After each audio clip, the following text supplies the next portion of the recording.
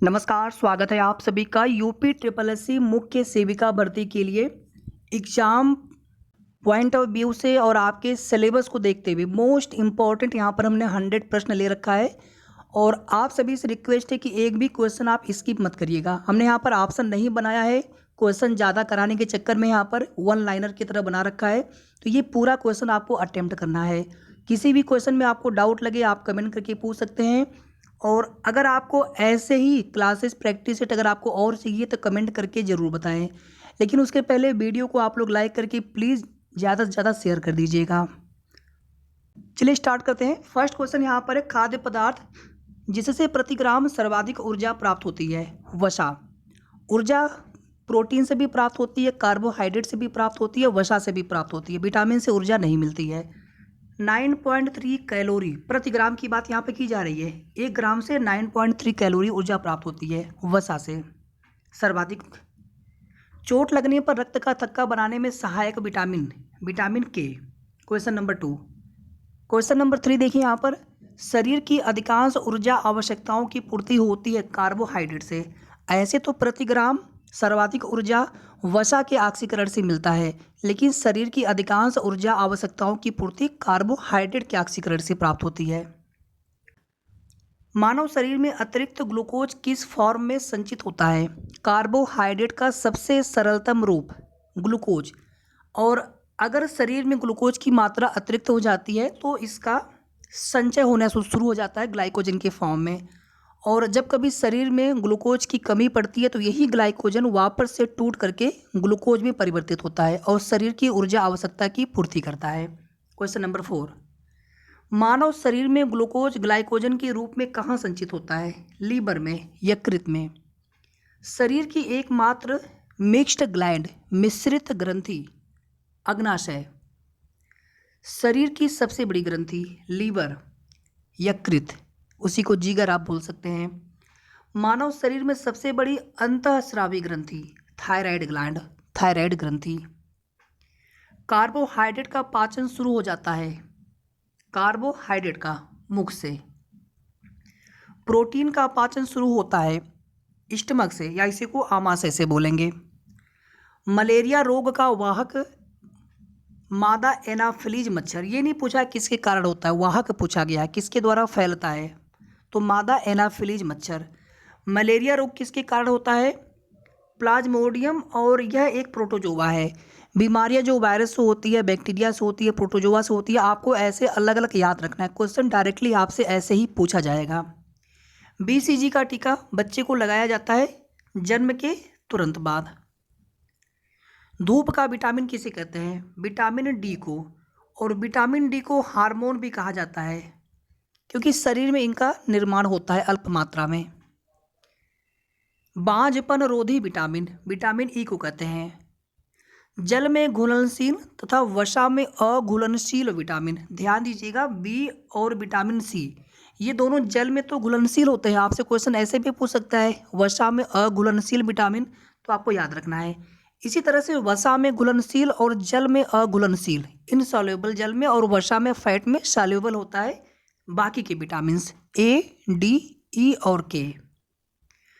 संक्रमण रोधी vitamin vitamin C को संक्रमण रोधी विटामिन भी कहा जाता है। और ब्यूटी विटामिन किसे कहते हैं?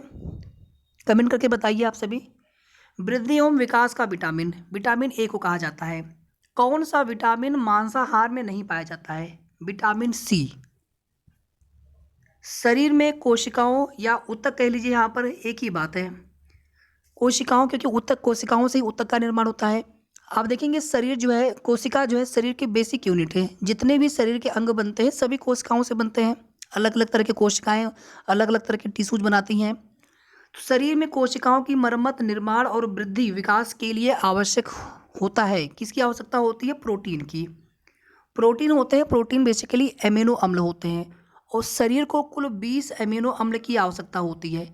इसमें 10 अमीनो अम्ल ऐसे होते हैं जिनको शरीर को बाहरी भोजन से प्राप्त करना होता है, उनको आवश्यक अमीनो अम्ल बोलते हैं, इसेंशियल अमीनो एसिड्स। और 10 ऐसे अमीनो एसिड्स होते हैं जिनका शरीर में स्वतः निर्माण हो जाता है, उनको अनावश्यक अमीनो अम्ल बोलते हैं। किससे ऊर्जा प्राप्त नहीं होती? कार्बोहाइड्रेट, प्रोटीन, फैट सभी से ऊर्जा प्राप्त होती है, लेकिन विटामिन से ऊर्जा प्राप्त नहीं होती है। शरीर की रोगों से रक्षा करने का कार्य करता है विटामिन। ये सभी क्वेश्चन किसी न किसी एग्जाम में पूछे गए हैं, किसी न किसी फॉर्म में, और आपके एग्जाम में यहाँ से क्वेश्चन आना ही आना है। पूरा वीडियो को लास्ट तक देखिएगा। जो स्वयं नहीं पचते हैं लेकिन भोजन के पचने में सहायता करते हैं। फाइबर, टीबी का वाहक माइकोबैक्टीरियम ट्यूबरकुलोसिस नामक जीवाणु होता है। अभी हमने थोड़ी देर पढ़ा बीसीजी का टीका। गर्भस्थ माता को आवश्यकता होती है जिसके अभाव में रक्ताल्पता नामक बीमारी हो जाती है। तो विटामिन B9 या इसी को फोलिक अम्ल या इसी को फोलेट भी कहा जाता है। फोलेट, फोलिक अम्ल, विटामिन B9 और आयरन भी है कि विटामिन B7 रहेगा। प्लीज़ थोड़ा सा कंफर्म कर दीजिएगा, विटामिन B7 या 9, थोड़ा सा ये कन्फ्यूजन यहाँ पर हो गया, इसको भी छोड़ दीजिए। विटामिन B9 B7 को, हमें लग रहा है विटामिन B7 यहाँ पर होना चाहिए, ये गलत हो गया है। ठीक है, कोई एक बायोटीन होता है B9 और B7 में, और एक होता है फोलिक अम्ल। अब वो ध्यान नहीं आ रहा, थोड़ा सा हम कंफर्म कर देंगे आपको, कमेंट हम एक पिंड कर देंगे केवल इसी के लिए, बस एक डाउट यहाँ पर लग रहा है, बाकी तो सभी ठीक है। ठीक है, फोलिक अम्ल, आयरन। भोजन के साथ चाय पीने से क्या नुकसान होता है? चाय में टेनिन पाया जाता है और यह क्या करता है, भोजन में उपस्थित आयरन का अवशोषण कम कर देता है शरीर के द्वारा। इसीलिए बोलते हैं ना, भोजन के साथ चाय नहीं पीना चाहिए। भोजन के लगभग 1 घंटे बाद, 2 घंटे बाद तक चाय नहीं पीना चाहिए। और चाय तो वैसे भी नहीं पीना चाहिए। चाय तो जो ठंडे प्रदेश होते हैं वहाँ पे लोग पीते हैं, अलग बात है। विटामिन B12 में पाए जाने वाला धातु कोबाल्ट, C और O स्मॉल लिखते हैं, कैपिटल C। विटामिन B12 का रासायनिक नाम साइनोकोबालामिन। विटामिन A का रासायनिक नाम रेटिनॉल। विटामिन C का केमिकल नेम एस्कॉर्बिक अम्ल, एस्कॉर्बिक एसिड। विटामिन D का रासायनिक नाम कैल्सीफेरॉल। विटामिन E का रासायनिक नाम टोकोफेरॉल। विटामिन K का रासायनिक नाम फिलोक्विनोन। विटामिन A की कमी से रतौंधी नामक बीमारी हो जाती है, जीरोप्थैल्मिया, ऑफ्थैल्मिया, ये सभी विटामिन A की कमी से होने वाली बीमारी है। विटामिन C की कमी से स्कर्वी नामक बीमारी हो जाती है, ये जो चर्म रोग है, चमड़े का रोग होता है, चर्म रोग। विटामिन D की कमी से रिकेट्स बच्चों में हो जाता है, वयस्कों में ऑस्टियोमैलेसिया और वृद्ध में ऑस्टियोपोरोसिस नामक बीमारी हो जाती है। विटामिन D की कमी से और कैल्शियम की कमी से भी ये दिक्कतें हो जाती हैं। विटामिन B1 का रासायनिक नाम थायमीन, और विटामिन B1 यानी थायमीन की कमी से होने वाला रोग बेरीबेरी। पॉलिश किया हुआ चावल खाने से किस रोग के होने की संभावना होती है? तो बेरीबेरी नामक रोग के। विटामिन B12 की कमी से रोग पर्नीशियस एनीमिया। विटामिन B6 की कमी से होने वाला रोग, अच्छा रासायनिक नाम हो गया, और इसकी कमी से होने वाला रोग एनीमिया। आपको यहाँ पर ध्यान ये देना है कि आयरन की कमी से भी एनीमिया हो जाता है, रक्ताल्पता। तो आयरन की कमी वाला हो गया रक्ताल्पता। विटामिन B6 की कमी से भी होता है एनीमिया, उसको एनीमिया बोलते हैं। और विटामिन B12 की कमी से जो एनीमिया होता है उसको पर्नीशियस एनीमिया बोला जाता है। ये क्वेश्चन बहुत बार पूछा गया है, पर्नीशियस एनीमिया। ठीक है, जल्दी जल्दी में हम एनीमिया टिक करके चले जाते हैं, लेकिन हमारा क्वेश्चन गलत हो सकता है, ध्यान दीजिएगा इसको। और विटामिन B6 का रासायनिक नाम पायरिडॉक्सिन। विटामिन B3 का रासायनिक नाम नियासिन, और इसकी कमी से होने वाली बीमारी पेलाग्रा। विटामिन B2 का रासायनिक नाम राइबोफ्लेविन। APGAR मापनी का उपयोग होता है जन्म के तुरंत बाद बच्चे के स्वास्थ्य का आकलन करने के लिए। APGAR मापनी। मांस, मछली, अंडे में मुख्यतः पाया जाता है प्रोटीन। ट्रिपल एंटीजन है DPT का टीका। DPT के टीके से किन बीमारियों से रक्षा होती है? तो नाम ही है ट्रिपल एंटीजन, 3 बीमारियों से रक्षा प्रदान करता है, डिप्थीरिया, टिटनेस, और तीसरा हो गया परट्यूसिस। इसी को हम लोग काली खांसी भी बोलते हैं, और इसी को कुकर खांसी भी कहा जाता है, याद रखिएगा इसको। DPT कब कब लगाया जाता है DPT का टीका? जन्म के 3रे महीने, 4थे और 5वें महीने में। इसके अलावा बूस्टर डोज भी लगता है DPT का। पहला बूस्टर डोज कब लगता है? 16 से 24 महीने में। और दूसरा बूस्टर डोज कब दिया जाता है? 5 से 6 वर्ष की आयु में। डीपीटी टीके की खुराक कितनी होती है? 0.5 ml मिलीलीटर। गर्भवती स्त्री को कितने कैलोरी की आवश्यकता होती है? 2300 कैलोरी। ध्यान दीजिएगा, इसको किलो मत पढ़िएगा, कहीं कहीं पर किलो बताया जाता है, किलो नहीं कैलोरी होता है। 2300 कैलोरी बहुत होता है। या तो इसी को हम ऐसे लिख सकते हैं 2.3 किलो कैलोरी, तब ये सही हो जाएगा।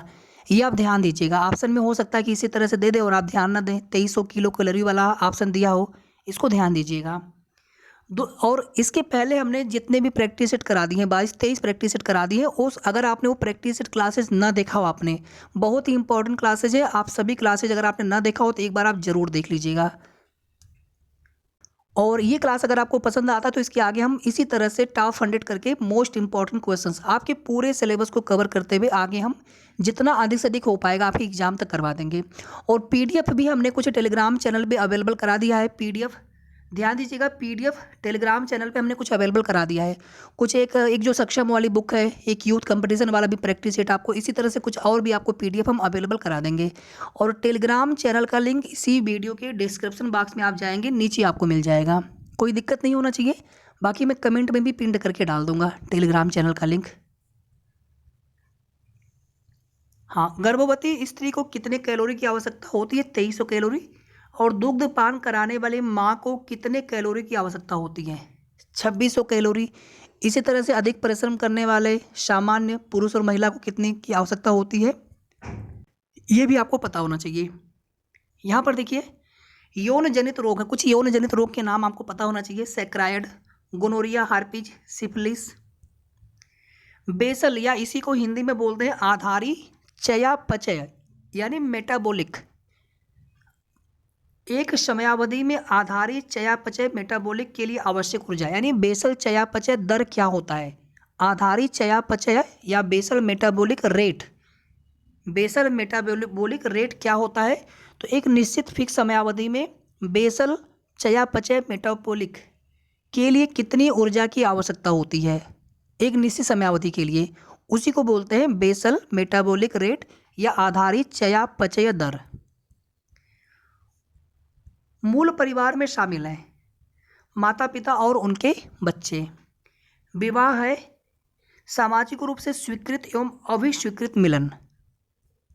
61 62 देखिए यहाँ पर जेबी मुर्डाक, आपको इनका नाम याद रखना है। इन्होंने परिवार को 2 भागों में विभाजित किया है। अभिविन्यास का परिवार पहला हो गया और सेकंड हो गया जनन का परिवार, याद रहेगा आप सभी को। जेपी मुर्डाक परमाणु परिवार की अवधारणा दी है जिम्मरमैन ने, इनका भी नाम आपको याद रखना है। परमाणु परिवार की अवधारणा इनसे संबंधित है। 1 ग्राम वसा के ऑक्सीकरण से प्राप्त ऊर्जा 9.3 कैलोरी। 1 ग्राम, अगर यहीं पर होता 1 किलोग्राम तो वहाँ पे किलोग्राम, तो यहाँ पर भी आप किलो कैलोरी लगा देंगे। 1 ग्राम कार्बोहाइड्रेट के ऑक्सीकरण से प्राप्त ऊर्जा 4.1 कैलोरी। 1 ग्राम प्रोटीन के ऑक्सीकरण से प्राप्त ऊर्जा 4.15 कैलोरी। यानी प्रति ग्राम देखेंगे तो सबसे अधिक वसा से, उसके बाद प्रोटीन और सबसे कम कार्बोहाइड्रेट से। लेकिन शरीर की अधिकांश ऊर्जा आवश्यकताओं की पूर्ति कार्बोहाइड्रेट से होती है। अगर कार्बोहाइड्रेट नहीं मिलता है तो वसा यह काम करता है। अगर वसा की भी कमी पड़ती है तो प्रोटीन जो है, तब जाकर के प्रोटीन शरीर की ऊर्जा आवश्यकताओं की पूर्ति करना शुरू करते हैं। एंटीबायोटिक्स या इसी को हिंदी में कहते हैं प्रतिजैविकी प्राप्त किया जाता है बैक्टीरिया से या जीवाणुओं से, बैक्टीरिया या फिर जीवाणुओं से। अच्छा, एक क्वेश्चन यहाँ पर आप सभी के लिए, क्योंकि ये क्वेश्चन आपके एग्जाम में पूछे जाने के चांस बहुत ज़्यादा है। शिशु के जन्म के तुरंत बाद माता का जो पहला दूध होता है, पीला दूध, उसका कलर होता है पीला, और 3-4 दिन तक ये कलर पीला रहता है, उसको क्या कहा जाता है? उसका एक नाम होता है कोलोस्ट्रम। आप याद रखिएगा, कोलोस्ट्रम। कोलेस्ट्रॉल से कंफ्यूज मत होइएगा, कोलेस्ट्रॉल अलग चीज़ है, ये है कोलोस्ट्रम। सजीव तथा निर्जीव के बीच की कड़ी वायरस विषाणु को माना जाता है। सजीव और निर्जीव के बीच की कड़ी विषाणु ऐसा होता है, वायरस ऐसा होता है, इसको आप बिल्कुल निर्जीव के रूप में आप इसको बोतल में, कांच की बोतल में आप रख दीजिए, कई महीने तक पड़ा रहेगा। और जब ये मानव के शरीर में प्रवेश करता है, वहाँ पर जीवित कोशिकाओं के संपर्क में जाते ही यह भी जीवित हो जाता है। जनांकिकी है, जनांकिकी है जनसंख्या एवं मानव जाति के महत्वपूर्ण आंकड़ों का अध्ययन, जनसंख्या और मानव जाति से संबंधित आंकड़ों का अध्ययन करना जनांकिकी है। रक्त परिसंचरण तंत्र की खोज विलियम हार्वे ने की है। डीएनए की डबल हेलिक्स मॉडल या द्विकुंडलित संरचना, डबल हेलिक्स या द्विकुंडलित संरचना वाटसन एवं क्रिक के द्वारा इसकी खोज की गई थी। मनुष्य के जीवन काल में कितने दांत 2 बार निकलते हैं? 20 दांत, और इन्हीं को दूध के दांत भी कहा जाता है, या फिर दूध के दांत कितने होते हैं? 20 दांत होते हैं। बाकी के जो 12 दांत होते हैं वो केवल 1 बार निकलते हैं।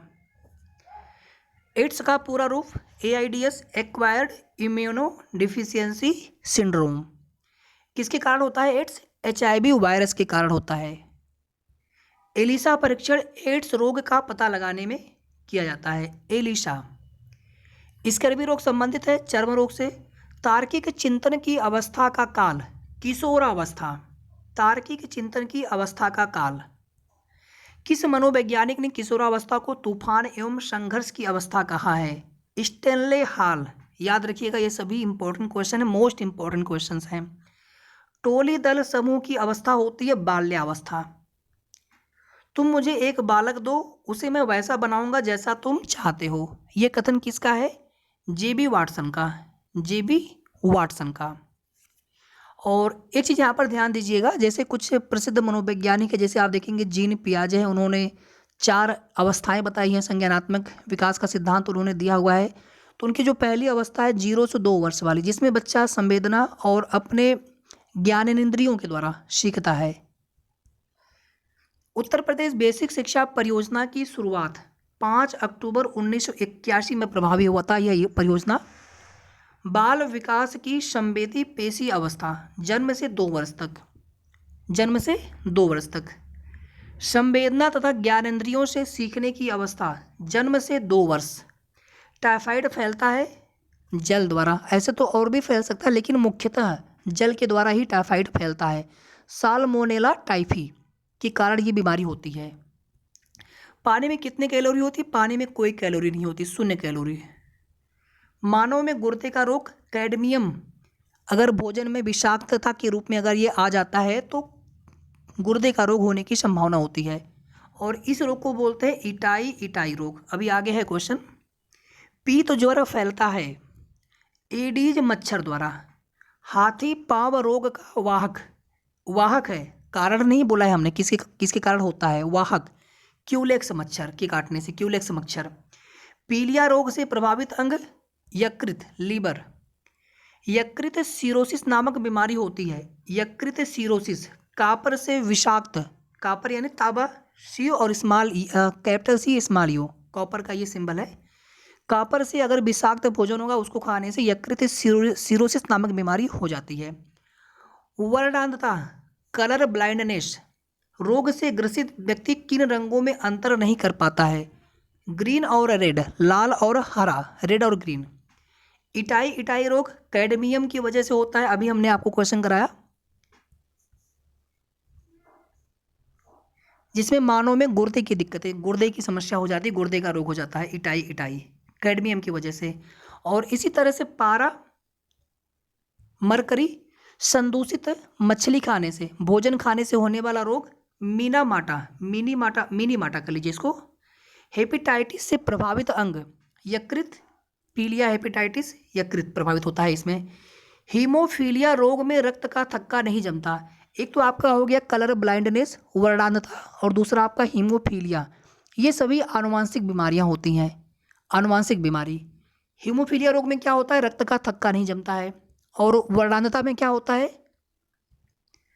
लाल और हरे रंग में अंतर नहीं कर पाते हैं। अभी आगे थोड़ा सा और पढ़ेंगे इसके बारे में। राष्ट्रीय मलेरिया उन्मूलन कार्यक्रम की शुरुआत 1953 में, मलेरिया उन्मूलन कार्यक्रम 1953, और राष्ट्रीय कुष्ठ रोग उन्मूलन कार्यक्रम 1955, और इसी तरह से ICDS की शुरुआत 1975 में। हीमोफीलिया और वर्णांधता कलर ब्लाइंडनेस रोग होता है, पुरुषों में होता है, और इनका वाहक महिलाएं होती हैं, इनका वाहक महिलाएं होती हैं।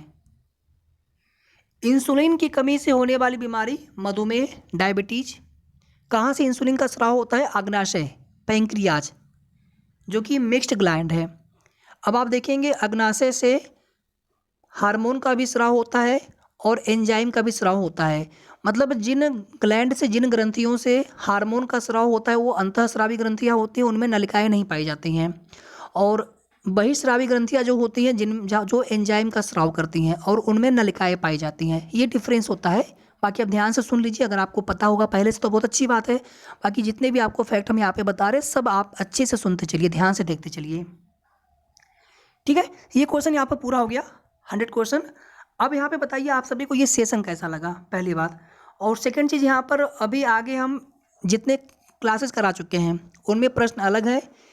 यानी जो हमने आज क्वेश्चन लिए ये बिल्कुल टोटली डिफरेंट क्वेश्चन था। कुछ 4-6 क्वेश्चन हो सकता है मैच करेंगे विटामिन वाले बेसिकली, क्योंकि विटामिन की हमने एक पर्टिकुलर क्लास कराई थी। एक क्लास में तो थोड़ा सा एक विटामिन बताने में गलत हो गया था, नियासिन का राइबोफ्लेविन में चला गया था, राइबोफ्लेविन का नियासिन में हमने गलती से बता दिया था। एक क्लास ऐसा भी हो गया था। लेकिन फिर उसके बाद हमने एक विटामिन की क्लास कराई थी।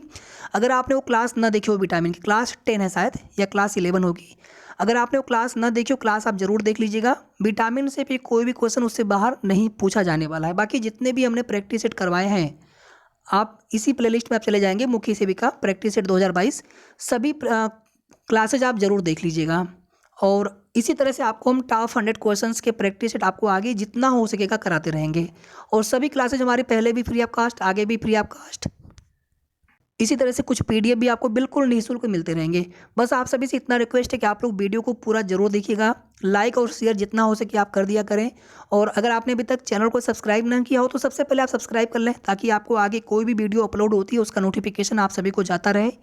ठीक है, तो मिलते हैं नेक्स्ट क्लास में। और कोई भी अगर ऑथेंटिक जानकारी होगी आपके भर्ती से संबंधित तो अपडेट भी आप सभी को हमारे द्वारा समय समय पर दी जाती है, आगे भी आप सभी को दी जाएगी। धन्यवाद।